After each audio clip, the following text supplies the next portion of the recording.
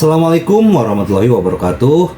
Salam sejahtera buat kita semua. Semoga kita semua dalam keadaan sehat jasmani dan rohani, tidak kekurangan satu apapun. Amin ya robbal alamin. Oke, Mimin akan melanjutkan cerita Liontin Giok Naganya. Kisah Istana Fenxiang, bab 1291 sampai bab 1295. Ye Chong mengangguk. Zhen Yuanzi berkata, "Ini adalah token untuk berpartisipasi dalam penilaian Istana Fenxiang. Saya selalu menyimpannya di sini. Jika Tuan Ye tertarik, Anda dapat mencobanya." Ye Chong bertanya, "Istana Fenxiang ini? Apa itu? Di mana?" Setelah itu, Zhen Yuanzi dengan ringan menepuk dahi Ye Chong, dan memasukkan pesan untuknya. "Ini berasal dari sejarah Istana Fenxiang. Di negeri Cina, ada sebuah tempat bernama Wang Jiaji. Wang Jiaji penuh aura, yang berbeda dari tempat lain, dan merupakan tempat yang sangat cocok untuk berkultivasi. Tempat ini sangat rahasia, dan tidak ada tempat seperti itu yang dapat dideteksi di semua peta di Huaxia. Ya, Wang Jiaji adalah surga yang legendaris. Ada banyak sekte di Wang Jiaji. Istana Fenxiang adalah salah satunya. Dan sekte-sekte ini berkumpul untuk melawan musuh asing. 100 tahun yang lalu, Huaxia lemah. Tetapi Tiongkok memiliki tanah yang luas dan sumber daya yang melimpah, sejarah yang panjang, dan banyak sumber daya budidaya yang berharga. Pusat-pusat kekuatan asing berkumpul bersama untuk mengepung Tiongkok, ingin menduduki sumber daya Tiongkok. Pertempuran berdarah tahun itu sangat menakutkan. Tepat ketika pasukan asing hendak memusnahkan Huaxia. Akhirnya, pembangkit tenaga listrik China yang sebenarnya, termasuk monster tua yang sudah lama tidak hidup, semuanya diberangkatkan. Pusat kekuatan ini menunjukkan kekuatan yang kuat dan tak tertandingi, dan memusnahkan semua orang yang berani menyinggung Tiongkok di lingkaran keluarga kerajaan. Kali ini, kekuatan asing melihat kekuatan Huaxia, dan melarikan diri tanpa baju besi dan baju besi.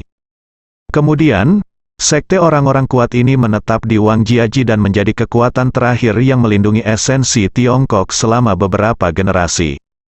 Namun, itu di masa lalu. Sekarang, dengan penelitian sains dan teknologi manusia, semua jenis senjata besar yang ditemukan memiliki daya mematikan yang cukup. Seorang seniman bela diri tingkat Suan yang telah berkultivasi selama 60 tahun sangat kuat, tetapi dia tidak dapat menahan serangan bom atom. Oleh karena itu, aliansi yang berkuasa di Wang Jiaji telah kehilangan fungsi aslinya. Sekarang, sekte utama berlatih dengan tenang, mengumpulkan semua jenis murid berbakat di dunia. Ye Chong tiba-tiba menyadari, dia benar-benar tidak menyangka ada tempat seperti itu. Wang Jiaji ini baru muncul dalam 100 tahun terakhir, jadi wajar jika tidak ada catatan dalam warisan Dewa Naga. Dan Ye Chong hanyalah orang biasa sebelumnya, apalagi bersentuhan dengan level seperti itu. Zhen Yuanzi memberitahu Ye Chong informasi kunci dengan cara ini. Kemudian, sisanya, dia bisa mengatakan dan berbagi.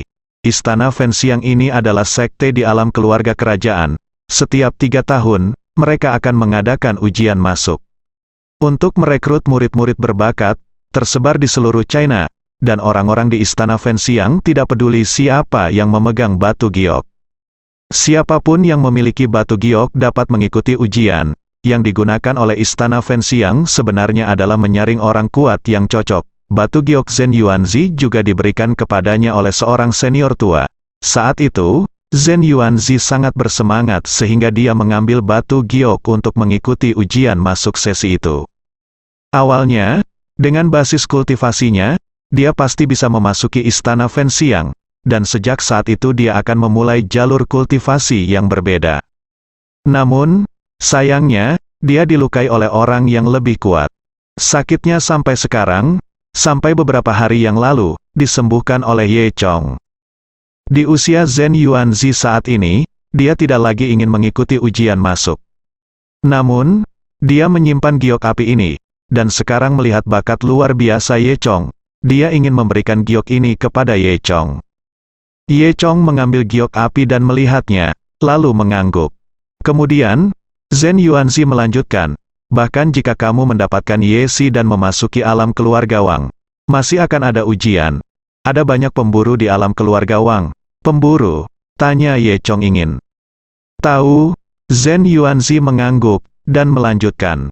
Para pemburu ini berspesialisasi dalam menangkap mereka yang memiliki batu giok api. Jika mereka menangkapnya, mereka akan membunuh mereka tanpa ampun.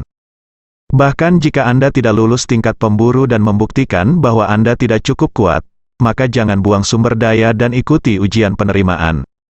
Ye Chong mengangguk, mengungkapkan pemahamannya. Pan Tong Sue sedikit khawatir. Apakah para pemburu itu akan sangat berbahaya? Zhen Yuanzi menatap Ye Chong dan berkata, kekuatan Tuan Ye seharusnya tidak menjadi masalah besar melawan para pemburu itu. Ya, dari sudut pandang ini, ujian masuk ke Istana Fenxiang harus sangat ketat dan kejam. Kata Pan Tong. Zhen Yuanzi tersenyum dan berkata, tentu saja. Tetapi jika Anda benar-benar dapat memasuki Istana Fenxiang dan menjadi murid Istana Fenxiang, maka Anda akan memiliki sumber daya kultivasi yang tak terhitung jumlahnya. Saya percaya bahwa dengan bakat Tuan Ye, dia akan dapat segera pergi ke sana. Pan Tong Sue tertawa. Pada saat ini, Zhen Yuanzi berbisik, sejujurnya, Tuan Ye, mengapa Kang Jietian begitu kuat? Karena dia juga murid Istana Fenxiang. Apa? Ye Chong terkejut. Kang Jietian ini adalah juga murid Istana Fenxiang. Zhen Yuanzi mengangguk, tapi jangan khawatir. Tuan Ye, Istana Fenxiang sangat besar, dan kemungkinan Anda dan Kang Jietian bertemu satu sama lain sangat kecil. Selain itu, dia sekarang membantu keluarga Cao dan sudah lama berada di ibu kota, lewat sini. Dari sudut pandang ini, Kang Jietian ini tidak perlu terlalu khawatir. Kemudian, Ye Chong memikirkan hal lain, dan bertanya kepada Zhen Yuanzi, Tuan Zhen Yuanzi, Anda terluka saat mengikuti ujian terakhir kali. Apakah kekuatan saya cukup untuk mengikuti ujian? Zhen Yuanzi tersenyum kecut, itu kesalahan saya. Sendiri keberuntungan, di kelas kami bertemu monster yang sangat menentang langit, jadi begitu. Ye Chong menyipitkan matanya. Orang yang sangat mengerikan ini, untuk menjadi begitu kuat, Zhen Yuanzi melanjutkan. Tuan Ye, sebenarnya, secara normal, tingkat pendaftaran di setiap kelas, kekuatan Tuan Ye, sebanding dengan orang biasa, jadi jangan terlalu khawatir tentang ini. Pan Wei muncul entah dari mana. Ujian apa yang akan diambil saudara Ye Chong? Aku juga akan pergi, kata Pan Wei. Dia diam seperti anak kucing, dan Pan Tong Sue dikejutkan oleh kemunculannya yang tiba-tiba. Ye Chong tersenyum dan hendak berbicara. Sebelum Ye Chong dapat berbicara, Pan Dehai berkata, kamu nak, apa yang kamu lakukan? Aku akan mengikuti ujian. Ada apa? Pan Weiyang berkata dengan kepala kecil. Zhen Yuanzi berkata sambil tersenyum, Nona Pan, Anda harus dibebaskan. Dengan kekuatan Anda tidak memenuhi syarat untuk mengikuti ujian penerimaan. Jika Anda pergi, Anda akan kecewa, kamu terganggu. Pan Wei cemberut, tetapi setelah memikirkannya, apa yang dikatakan Zhen Yuanzi tidak masuk akal. Kemudian, Zhen Yuanzi menghitung waktu dan berkata kepada Ye Chong, masih ada 7 hari, sebelum tanggal 15 Maret di kalender lunar bulan ini. Kamu harus mengambil batu giok dan pergi ke desa Sanghe di Wangjiaji untuk mencari seorang pria, bernama Jin Lei, sebuah tempat di hotel. Zhen Yuanzi mengatakannya dengan sangat serius, jadi Ye Chong mengingat semua ini. Wangjiaji ini berada di pulau terpencil di laut utara Huaxia, dan perjalanannya masih jauh, jadi Ye Chong akan berangkat besok. Ye Chong meminta Pan Tong Sue untuk menjaga beberapa orang di ibu kota, Tang Chun dan Xiaoqi. Pan Tong Sue berkata, Tuan Ye, jangan khawatir, saya di sini, mereka di ibu kota, dan mereka baik-baik saja. Sore itu, Ye Chong pergi mencari Tang Chun, berencana untuk mengucapkan selamat tinggal padanya. Di kantor Tang Chun, dia menuangkan secangkir kopi untuk Ye. Apa yang terjadi padamu tadi malam? Mengapa kamu tidak pulang? Tang Chun bertanya. Ye Chong menyentuh hidungnya dan berkata, ya, saya bertemu seorang teman, minum tambahan, dan kemudian pergi ke rumahnya untuk tidur. Kemudian, Tang Chun memberitahu Ye Chong, Xiaoqi telah bangun, dan dia baik-baik saja, sekarang, dan kembali ke wilayahnya. Setelah Qiu Chenghui meninggal, seluruh dunia bawah tanah ibu kota menjadi milik Xiaoqi. Sekarang Xiaoqi bahkan lebih arogan. Konon setiap malam dia pergi ke disko, dia mulai memesan tempat.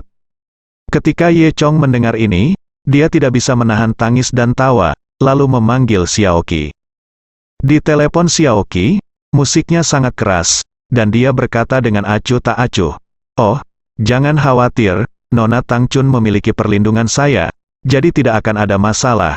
Sebelum selesai berbicara, Xiaoqi menutup telepon. Saat itulah Tang Chun mendengar bahwa Ye Chong akan pergi. Dia duduk di sebelah Ye Chong, dan bertanya dengan prihatin, "Ye Chong, kemana kamu pergi?" Ye Chong berkata sambil tersenyum, "Aku akan pergi ke Wang Jiaji, untuk melakukan sesuatu, di Beihai. Beihai ini ratusan ribuan mil jauhnya dari ibu kota, dan saya tidak tahu kapan saya bisa kembali setelah perjalanan ini." Tang Chun memandang Ye Chong dengan sedih, dan dia tidak tahu mengapa dia merasa seperti ini. Ye Chong tersenyum dan menghibur, "Jangan khawatir, aku akan segera kembali menemuimu." Tang Chun Zeng hendak berbicara ketika dia tiba-tiba mencium aroma yang samar. Kemudian, dia mendekatkan wajahnya ke tubuh Ye Chong dan menghisap hidungnya. Ye Chong terkejut, dan bertanya dengan rasa bersalah, "Ada apa?" Tang Chun mendengus, dan wajahnya tiba-tiba berubah. "Ye Chong, mengapa ada wewangian seorang gadis di tubuhmu? Juga, ada apa dengan pakaianmu? Kenapa aku tidak melihatmu memakainya?" Wajah tua Ye Chong tiba-tiba memerah, dan hatinya berkata, "Itu pasti bau Pan Wei." "Sedikit, Xiao Chun, dengarkan aku." Ye Chong menyentuh hidungnya, "Bukan itu yang kamu pikirkan." Tang Chun mendengus, memeluk bahunya, memutar terlalu jauh, "Kamu masih berbohong padaku bahwa kamu pergi ke tempat teman. HMPH? Apakah kamu bermain-main tadi malam? Saya benar-benar tidak menyangka bahwa Anda adalah pria seperti itu." Ye Chong menyentuh hidungnya lagi, merasa sangat bersalah. Melihat penampilan Ye Chong, Tang Chun menjadi semakin marah. Dia menginjak kakinya dengan keras, dan kaki kecilnya menginjak kaki Ye Chong. Ye Chong menderita sakit dan mengeluarkan aduh, "Anda belum ingin mengatakannya, bukan?" Tang Chun berkata dengan marah, "Kalau begitu aku tidak mau mendengarkan." Ye Chong mengerang dalam hatinya, mengatakan bahwa gadis-gadis itu adalah detektif yang hebat. Sepertinya jika dia tidak memberikan penjelasan hari ini, dia tidak akan bisa melewatinya. Jadi Ye Chong berkata, "Xiao Chun, ini bukan seperti yang kamu pikirkan. Tadi malam aku terluka parah dan hampir mati. Zhen Yuanzi lah yang menyelamatkanku dan mengirimku ke rumah Pan. Jika bukan karena keluarga Pan dan Tuan Pan yang merawatku dalam semalam, aku mungkin akan mati hari ini." Ye Chong berkata setengah benar. Tang Chun menatap Ye Chong dengan heran, "Mengapa? Anda masih terluka?" Ye Chong mengangguk, lalu menceritakan tentang Kang Jietian. Mendengar ini, Chun tidak bisa menahan diri untuk tidak tersentak. Kang Jietian ini sangat kuat, jadi apa yang harus dilakukan? "Ayo tinggalkan ibu kota dan hindari dia." Ye Chong tersenyum dan berkata, "Tidak, saya pergi ke Beihai kali ini untuk memperbaiki diri, dan setelah saya kembali, saya ingin membalas dendam padanya." Tang Chun mengangguk, "Jadi begitu. Kalau begitu cepat pergi, kamu bisa menghindarinya. Anda tidak perlu khawatir di sini, saya baik-baik saja." Ye Chong mengangguk, diam-diam bersukacita di dalam hatinya. Untungnya, Tang Chun lolos dari insiden ini. "Oke, Xiao Chun, kalau begitu biarkan saja. Jangan khawatir, aku akan segera kembali menemuimu. Tunggu saja berita kemenanganku." Ye Chong merangkul Tang Chun dan memeluknya dengan erat. Sesaat, dia berbalik dan pergi. Tang Chun menatap punggung Ye Chong dan ragu-ragu selama 2 detik. Kemudian, dia ingat, itu tidak benar, dia tidak menjelaskan aroma gadis itu, mengapa dia lolos begitu saja.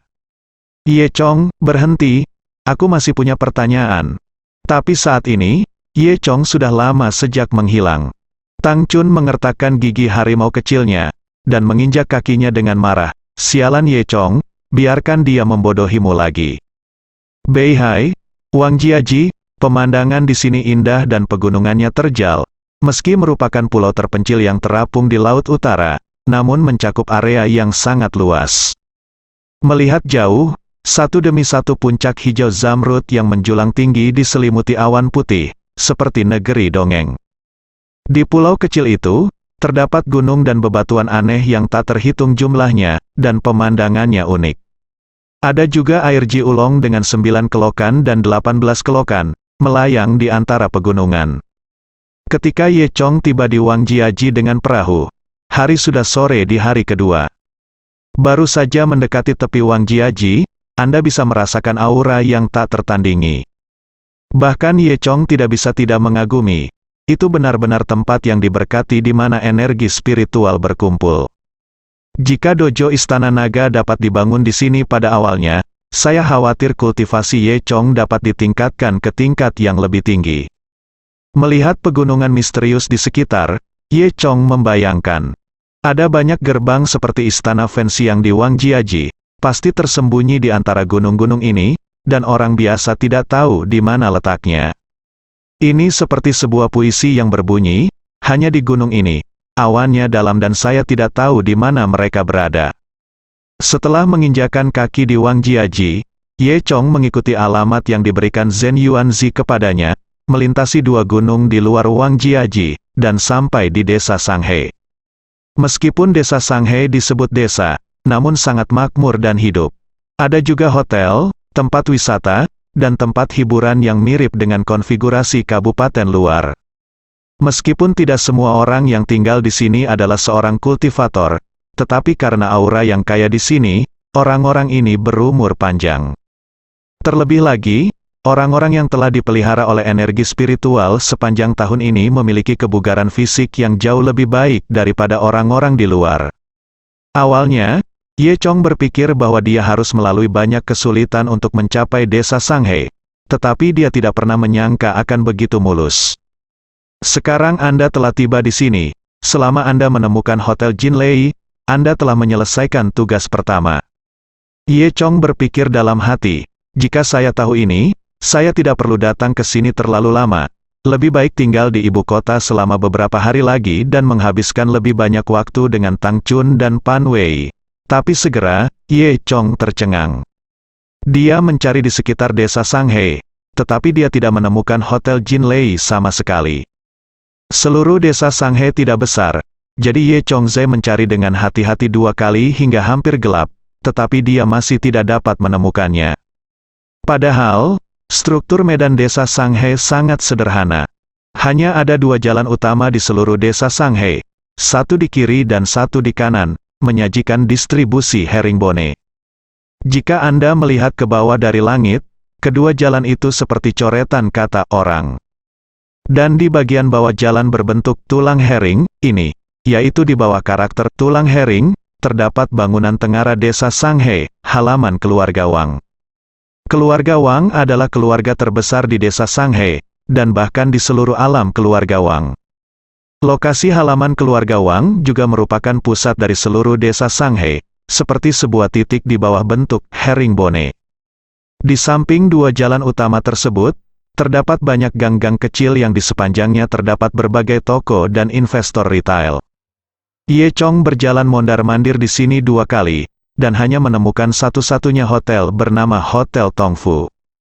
Benar saja, tidak sesederhana itu, Ye Chong akhirnya sadar, sepertinya dia terlalu optimis sebelumnya. Melihat hari sudah larut, Ye Chong pergi untuk menginap di Hotel Tongfu terlebih dahulu. Bagaimanapun, masih ada beberapa hari lagi, Anda dapat mencari dengan lambat, dan hanya bertanya-tanya. Setelah itu, Ye Chong berjalan menuju Hotel Tongfu. Pada saat ini, sekelompok orang tiba-tiba datang ke arah Ye Chong. Orang-orang ini tampak ganas, dan pemimpinnya adalah naga bermata 1 dengan pisau baja di tangannya. Ketika mereka melihat Ye Chong, mereka langsung berjalan menuju Ye Chong. Naga bermata 1 memandang Ye Chong dengan kejam dengan satu mata itu, dan bertanya, "Nak, kamu terlihat asing, bukankah kamu dari desa?" Ye Chong berkata, "Aku di sini untuk tur, kentut bepergian." "Sial, kamu bepergian ke tempat terpencil seperti itu. Kepada siapa kamu berbohong? katakan padaku, apakah kamu memiliki batu giok api di tubuhmu? Cyclops memarahi. Baru saat itulah Ye Chong menyadari bahwa orang-orang ini adalah pemburu yang dikatakan Zhen Yuanzi. Mereka secara khusus memblokir di sini, mencari orang dengan giok api. Jika Anda menemukan Flaming Jade, Anda akan dibunuh tanpa ampun. Pemburu ini pada dasarnya adalah prajurit tingkat Huang. Jika mereka melakukan sesuatu, lawannya bukanlah lawan Ye Chong. Namun, Ye Chong tidak ingin bergerak saat ini. Jika dia melakukannya sekarang, itu akan menarik perhatian lebih banyak pemburu, dan saya khawatir itu tidak akan berhenti di masa depan. Dia masih harus mencari Hotel Jinlei dengan hati-hati. Jadi, Ye Chong pura-pura tidak tahu apa-apa, dan dengan cepat menggelengkan kepalanya dan berkata, "Tidak, tidak. Saya tidak tahu apa itu giok api. Saya hanya mendengar spesies es tua, giok hetian. Apa yang Anda katakan apa itu? Aku belum pernah mendengarnya." Cyclops mendengus. "Apa-apaan ini? Pura-pura bingung kan? Cari aku." Beberapa anak buahnya segera mulai menyentuh tubuh Ye Chong secara kompulsif.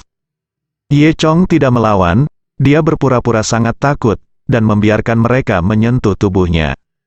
Faktanya, Ye Chong memasukkan batu giok api itu ke dalam senjata ajaib luar angkasanya.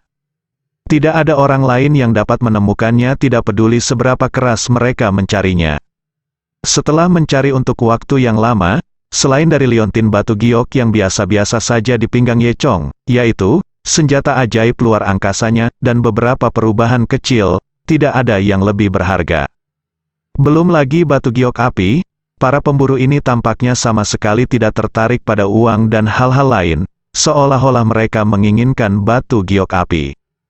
Melihat bahwa Ye Chong tidak ada padanya, naga bermata satu yang merupakan pemimpinnya mengeluarkan persetan. Itu akan membuang waktu. Kemudian, dengan lambaian tangannya, dia membawa semua orang pergi. 10 menit kemudian, Ye Chong tiba di depan pintu Hotel Tongfu. Sebelum memasuki pintu, Ye Chong mendengar pertengkaran di dalam. Saya masuk dan melihat bahwa di fasad restoran di lantai pertama, seorang pria gemuk membuat keributan dan berteriak keras. "Saya bilang masakan Anda tidak enak." "Tapi tidak enak? Apa maksud Anda saya mencari masalah? Ini jelas sulit makan, kenapa?" "Orang tidak mengatakannya, kamu tidak tahu cara memasaknya. Apakah cabai yang dipotong kecil-kecil lebih baik daripada diparut? Juga, ini juga disebut keripik kentang goreng, ini juga untuk dimakan orang, bahkan tidak untuk babi." Pria berseragam koki memegang tangannya sambil memegang pisau dapur. Dia menunjuk pria gendut itu dengan marah. "Kamu, omong kosong apa yang kamu bicarakan? Saya seorang koki terkenal di sini. Apakah Anda berani mengatakan bahwa apa yang saya masak tidak enak? Saya pikir Anda hanya mencari masalah. Apa kau tidak ingin membayar?" Pria gendut itu mendengus. Bisakah saya berhenti makan?" Koki berkata dengan marah. "Apakah kamu suka makan atau tidak? Saya juga sudah memberitahu Anda. Hotel ini hanya berjarak 500 mil. Dan jika Anda tidak tinggal di sini, Anda bisa tidur di jalan." Pria gendut itu mendengus. "Hehe, siapa yang kamu takuti? Apa Tongfu Hotel? Menurut saya, adalah hotel penderitaan. Saya tidak makan, dan saya tidak tinggal di sini lagi. Saya akan mencari Hotel Jinlei sekarang. Ini jauh lebih baik daripada milik Anda." Ngomong-ngomong, pria gendut itu mengambil tas kopernya, melemparkan segenggam uang ke atas meja, dan berjalan keluar dengan marah. Orang biasa mungkin bingung saat mendengarkan apa yang dikatakan pria gendut itu. Namun, Ye Chong tidak bisa menahannya. "Kali ini, saya melihat lagi pria gendut itu. Karena saya tahu bahwa Hotel Jinlei pasti datang untuk mengikuti ujian masuk." Pria gendut itu keluar dengan marah. Banyak orang di restoran terkejut dan tidak tahu mengapa, melihat sekeliling. Koki ini adalah kepala koki di sini, dan wajahnya masih memerah karena marah. Kepala koki mendengus dan bertanya dengan keras, "Semuanya, bagaimana dengan masakan saya, adegan?" Hening selama beberapa detik, melihat semua orang diam, kepala koki meletakkan tangannya di pinggul. "Kenapa? Kamu juga ingin seperti Fatih? Ingin makan di tempat lain?" Tiba-tiba seseorang berkata, Oh, menurutku ini enak tidak? Sulit untuk makan rasa murni seperti itu di luar. Benar, si gendutlah yang mencari-cari kesalahan. Semua orang berkata dengan tergesa-gesa. Koki kepala mengangguk puas, dan berjalan ke dapur belakang dengan marah. Ye Chong merasa itu sangat lucu. Setelah itu, Ye Chong menemukan tempat duduk dan memesan beberapa hidangan. Tata letak hotel ini sangat retro. Lantai pertama adalah restoran, dan semua meja terbuat dari meja kayu. Naik ke lantai 2 melalui tangga kayu antik. Lantai 2 dan lantai 1 semuanya kamar tamu, dan ada banyak kamar. Setiap kamar serupa, dengan perabotan sederhana, tempat tidur, dan meja teh. Meski tidak memiliki fasilitas mewah hotel berbintang seperti yang ada di luar, namun sederhana dan bersih, cukup kuno. Setelah beberapa saat, hidangan disajikan, dan setelah Ye Chong menggigitnya, itu memang tidak enak. Ye Chong benar-benar tidak bisa tertawa atau menangis. Tidak heran pria gendut itu bertengkar dengan koki di sini karena hidangannya tidak enak. Ketika dia sedang berpikir liar, tiba-tiba seorang pemuda yang seumuran dengan Ye Chong datang. Yang Chang He menatap Ye Chong dengan senyum di wajahnya. Meski baru pertama kali melihatnya, Ye Chong masih merasa senyum di wajah pria ini sangat canggung. Tampaknya senyum ini lahir dengan rasa kemunafikan. Hanya dengan melihatnya, Ye Chong tidak terlalu menyukai pria ini. Namun, pihak lain terlihat sangat antusias. Dia merendahkan suaranya dan bertanya, "Saudaraku, apakah kamu juga di sini untuk berpartisipasi dalam penilaian Istana Fenxiang?" Ye Chong berpikir sejenak, bagaimana pihak lain melihatnya. Dia bertanya dengan tenang, "Kamu juga?" Pria muda itu tersenyum dan berkata, "Benar, ketika pria gemuk itu menyebutkan Hotel Jinlei tadi, kamu melihatnya, jadi aku menyimpulkan bahwa kamu sama denganku. Saya di sini untuk mengikuti ujian." Ye Chongxin berkata, "Jadi begitu, dia juga lalai sekarang, dan seseorang menemukan celahnya." Pemuda itu melanjutkan, "Nama saya Yang Chang. Saudara, siapa namamu?" Ye Chong berkata dengan tenang. Lalu melihat ke atas dan ke bawah, pemuda ini bernama Yang Chang. Dia menemukan bahwa Yang Chang ini tampak sangat baik, tetapi tingkat kultivasinya sebenarnya setara dengan miliknya, bahkan sedikit lebih tinggi. Yang Chang tersenyum dan berkata, "Kakak Ye, kamu baru datang hari ini?" Ye Chong mengangguk. "Sejak kita bertemu, itu juga semacam takdir. Bagaimana kalau kita bersatu dan mencari Hotel Jinlei bersama?" Yang Chang tersenyum dan mengulurkan tangannya, ingin berjabat tangan dengan Ye Chong. Ye Chong sedikit tersenyum, lalu berjabat tangan dengan Yang Chang. Yang Chang berkata sambil tersenyum, "Saudaraku, kami akan berbagi informasi satu sama lain di masa depan, dan kami dapat berkomunikasi satu sama lain dan bekerja sama jika ada sesuatu, kata-kata." Yang Chang mengungkapkan posisi dominan, dan sepertinya dia biasanya orang seperti ini. Namun, Ye Chong tidak peduli, dia hanya mengangguk sambil tersenyum. Yang Chang melanjutkan dengan mengatakan, "Saya datang 2 hari lebih awal dari Anda. Saudara Ye, bagaimana dengan ini? Saya akan memberitahu Anda secara singkat tentang situasi di sini." Ye Chong juga menjadi tertarik. "Oke," kata saudara laki-laki saya. "Saya sudah di sini selama 2 hari, tetapi saya belum menemukan Hotel Jinlei sama sekali." Kata Yang Chang. Ye Chong mengangguk, dia sudah memikirkan ini. Hotel Jinlei ini pasti tidak akan ditemukan dengan mudah. Ngomong-ngomong, kakak Ye pasti bertemu dengan para pemburu itu ketika dia datang, kan? Ye Chong mengangguk, kemudian, Yang Chang mulai berbicara tentang asal-usul pemburu itu.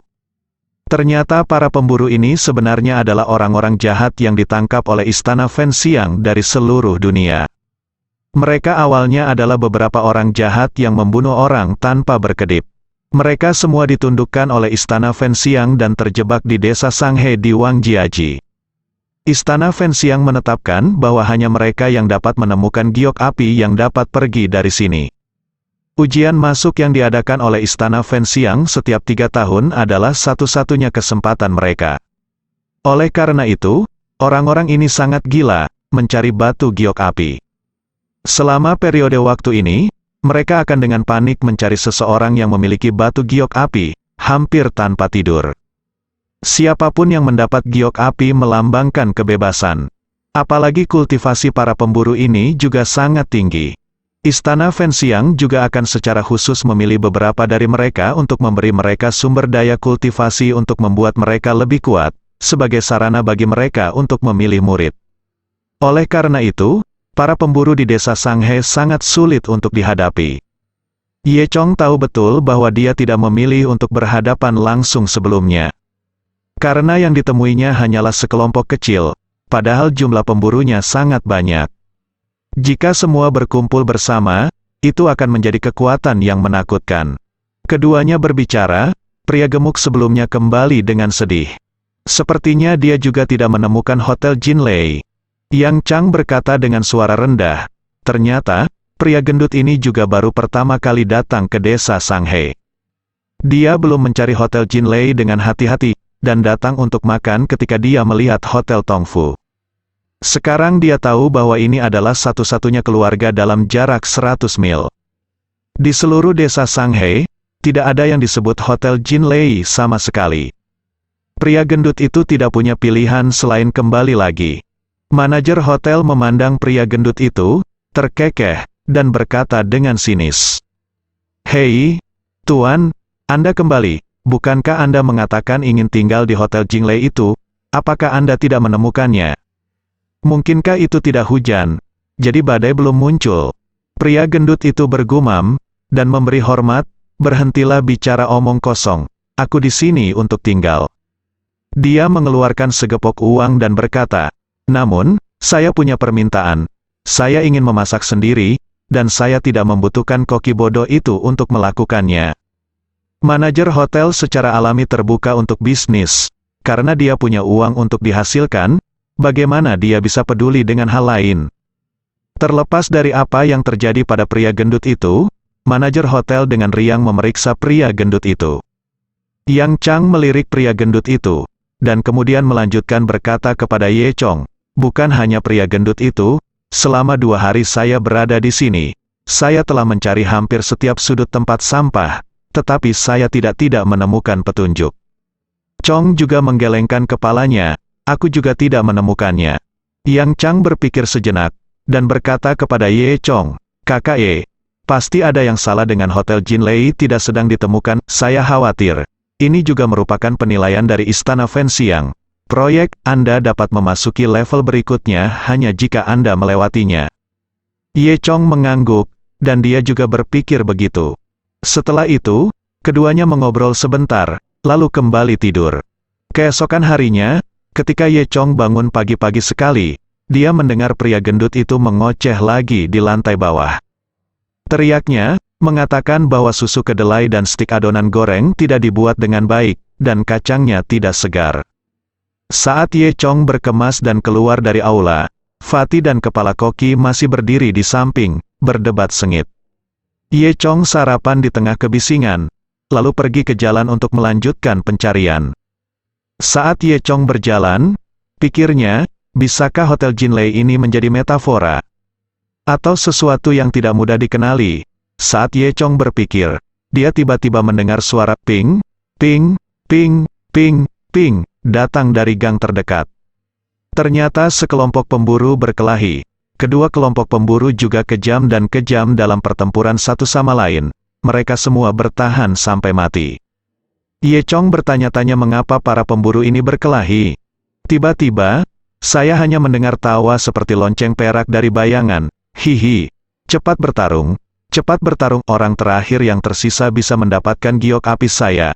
Ye Chong bergegas ke sumber suara menoleh, hanya untuk melihat sosok yang tersembunyi dalam bayangan. Namun, sosok ini tersembunyi dengan baik, bahkan Ye Chong tidak bisa melihat dengan jelas. Ini menunjukkan bahwa kekuatan lawan tidak lebih buruk dari Ye Chong. Jelas, pihak lain menggoda para pemburu ini. Ye Chong merasa bosan, lalu berbalik dan pergi. Ketika dia pergi, dia menemukan bahwa semakin banyak pemburu yang menerima berita dan berkumpul di sini. Ye Chong telah melewati 2 jalan di desa Sanghe berkali-kali.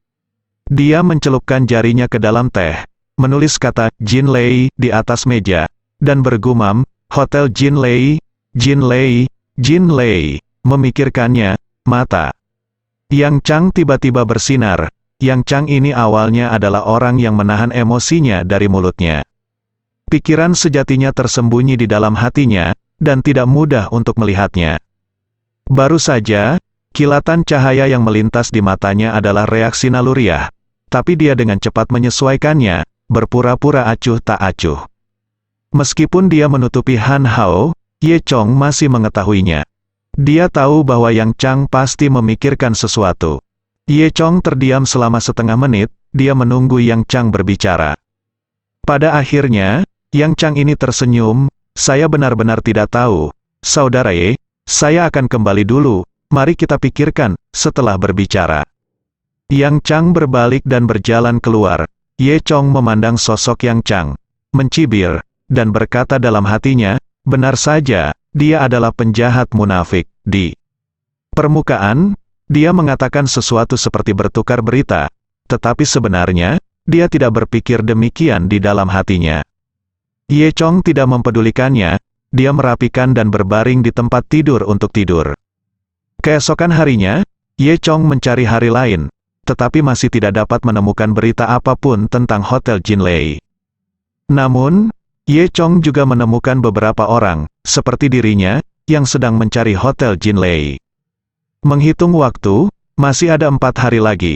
Ye Chong sekarang akhirnya tahu mengapa Zhen Yuanzi memintanya datang ke sini lebih awal. Sepertinya Hotel Jinlei ini memang tidak mudah ditemukan. Pasti ada beberapa level misterius di dalamnya, saya belum menemukannya. Malam itu, sudah sangat larut, tapi Yang Chang tidak datang mencari Ye Chong. Ini membuat Ye Chong sangat aneh. Dengan kepribadian Yang Chang, dia tidak akan melewatkan petunjuk apapun. Saat ini, Ye Chong mendengar suara percakapan antara pria gendut dan pelayan di depan pintu. Apa, kata laki-laki gendut itu, kamu bilang Yang Chang sudah pergi dan pindah dari hotel? Iya, kata pelayan itu, semua barang bawaannya sudah diambil. Laki-laki gendut itu menggaruk-garuk kepalanya, dan berkata, ini aneh, mungkinkah dia menemukan Hotel Jinlei? Kemudian, lelaki gendut itu menggelengkan kepalanya lagi, dan berkata pada dirinya sendiri, tidak mungkin. Dia berkata bahwa jika dia menemukannya, dia akan memintaku untuk pergi bersamanya. Pelayan bertanya, apa yang kamu temukan, apa yang kamu cari? Saya melihat kamu terlihat aneh setiap hari. Pria gendut itu mendengus, ada apa denganmu? Pergi dan tangkap aku ayam, 1,5 tahun, warna bulunya harus yang paling cerah, cepat pergi. Pelayan itu menjawab dan buru-buru pergi untuk bersiap. Ternyata keahlian memasak pria gendut ini sungguh luar biasa. Dalam beberapa hari terakhir, dia memasak sendiri di hotel. Sisa sup dimakan oleh pelayan. Setelah pelayan memakannya, dia juga menyebutnya enak. Jadi, sekarang begitu si gendut membuat sesuatu, pelayan itu melompat untuk membantu si gendut menyiapkan bahan-bahannya. Setelah Ye Chong mendengar percakapan antara pria gendut dan pelayan, dia menyadari bahwa Yang Chang sudah pergi. Tampaknya Yang Chang benar-benar menemukan Hotel Jinlei. Adapun Fatih, adalah bodoh untuk hanya berpikir bahwa Yang Chang akan membawanya bersamanya. Ye Chong sama sekali tidak terkejut bahwa Yang Chang pergi sendiri tanpa memberitahu Ye Chong atau membawa Fatih bersamanya. Namun, Ye Chong sangat aneh. Apa yang diketahui Yang Chang? Mengapa dia tiba-tiba menemukan Hotel Jinlei? Bagaimana dia menemukannya? Ye Chong memikirkannya. Tadi malam, Yang Chang sepertinya melantunkan kata Jinlei. Setelah mengatakannya beberapa kali, dia tiba-tiba memikirkan sesuatu. Bersambung.